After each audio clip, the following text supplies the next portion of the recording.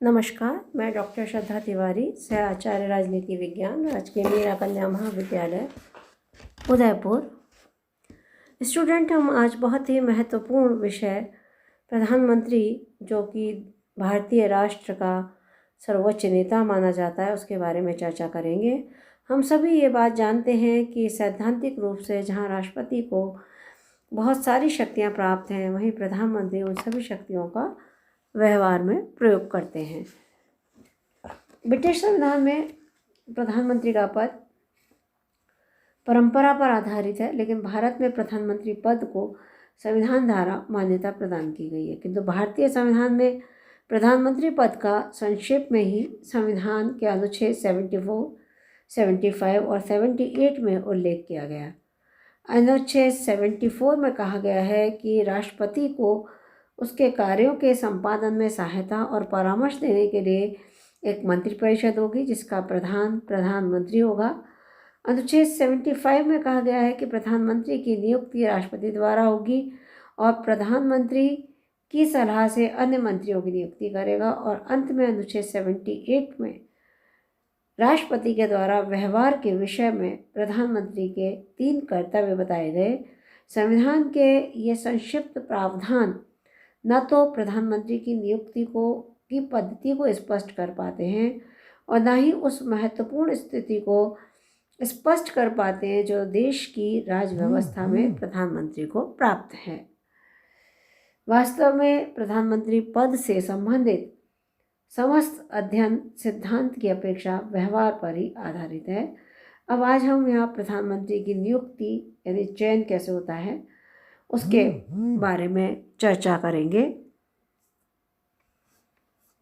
प्रधानमंत्री का चयन उस दल द्वारा किया जाता है जिसे लोकसभा में बहुमत प्राप्त हो और फिर उसकी नियुक्ति राष्ट्रपति द्वारा की जाती है। इस प्रकार दल द्वारा चयन पहले होता है और फिर उसकी नियुक्ति बाद में।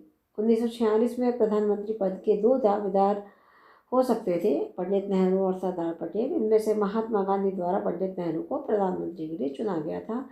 इस प्रकार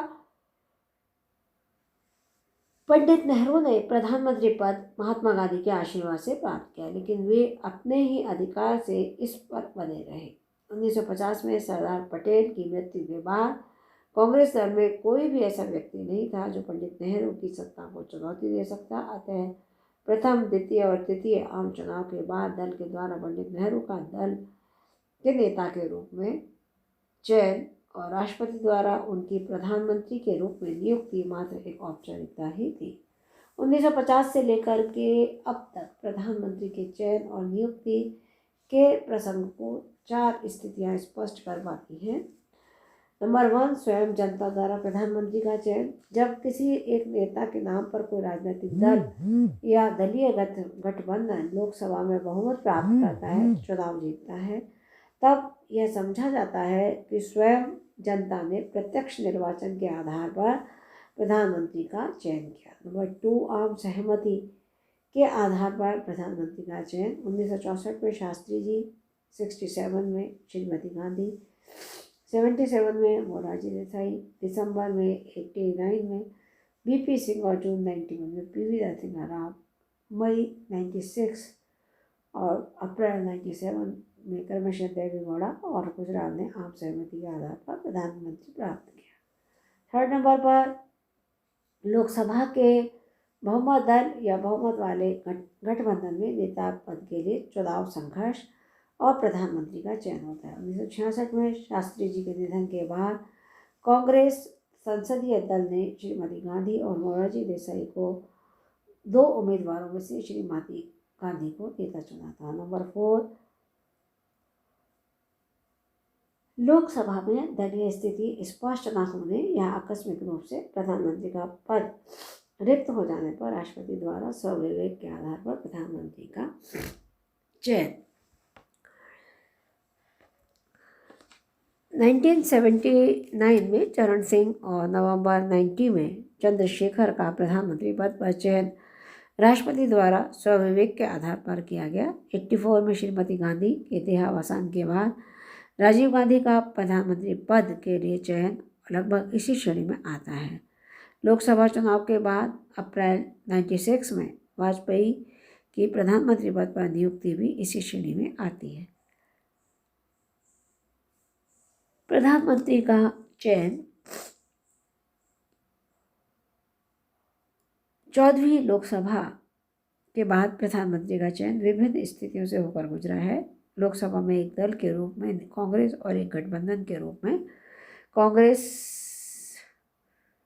गठबंधन की सदस्यों की संख्या सबसे अधिक थी और चुनाव परिणाम आने के बाद तुरंत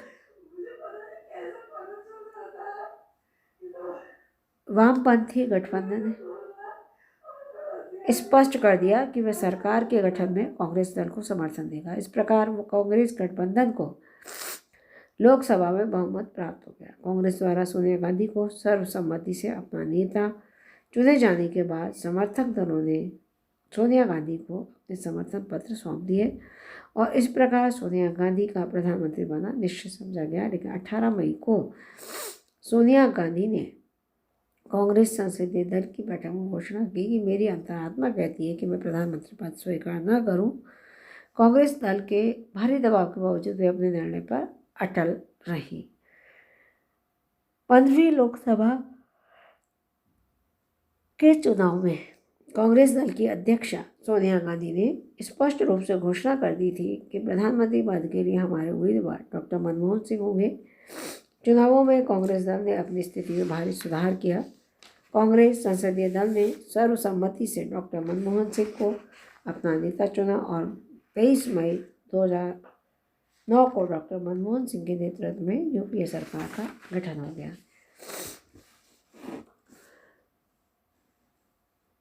प्रधानमंत्री का चयन 2014 में 16वीं लोकसभा के चुनाव में भारतीय जनता पार्टी ने सितंबर 2013 में ही नरेंद्र मोदी को प्रधानमंत्री पद का उम्मीदवार घोषित किया और मोदी के नेतृत्व में देश भर में व्यापक प्रचार अभियान चला गया। मतदाताओं ने भारतीय जनता पार्टी के नेतृत्व में राष्ट्रीय जनतांत्रिक गठबंधन के पक्ष में जनादेश दिया। स्वयं भारतीय जनता पार्टी की पहली बार 282 सीटों के साथ लोकसभा में पूर्ण बहुमत प्राप्त हुआ। भारतीय जनता पार्टी संसदीय दल एक राष्ट्रीय जनतांत्रिक गठबंधन ने नरेंद्र मोदी को अपना नेता चुना। तो स्टूडेंट, इस प्रकार ये प्रधानमंत्री का जो चयन होता है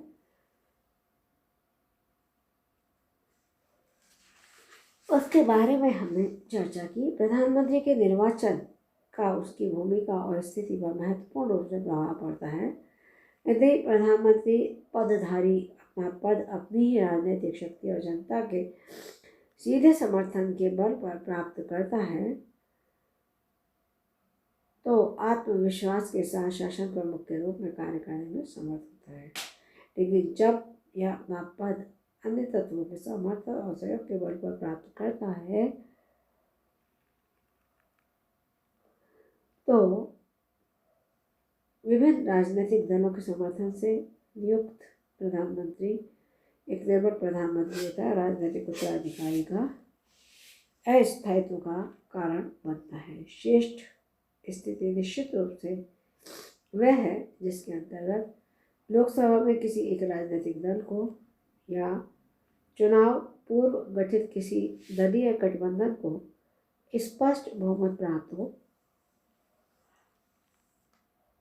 तथा यह गठबंधन विचारधारा पर आधारित और सुदृढ़ गठबंधन हो। तो स्टूडेंट, आज हमने प्रधानमंत्री के चयन की भूमिका को स्पष्ट किया और उनके विविध रूपों में जो पक्ष हमें दिखाई देते हैं उसके बारे में मैंने आपको बताया। प्रधानमंत्री की शक्ति विविध रूपों में उसकी भूमिका को स्पष्ट करती है और यह भूमिका भारतीय राज्य व्यवस्था में प्रधानमंत्री की स्थिति वही है जो ब्रिटेन की राज्य व्यवस्था में वहाँ के प्रधानमंत्री की है। द्वितीय विश्व युद्ध के बाद